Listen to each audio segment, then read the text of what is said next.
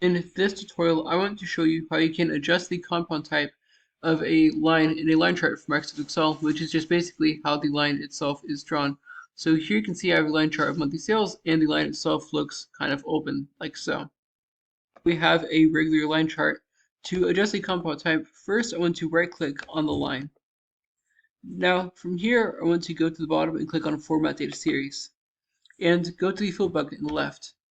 I'm going to adjust the thickness of the line itself so you can see the change in compound type easier by the width right here to call it 6 points, for example. As you can see, you're in this option for compound type, which is just basically, as I said earlier, like how the line itself is drawn. The default is just a solid line, but you can have an outline like so. You can have a thick thin line right there.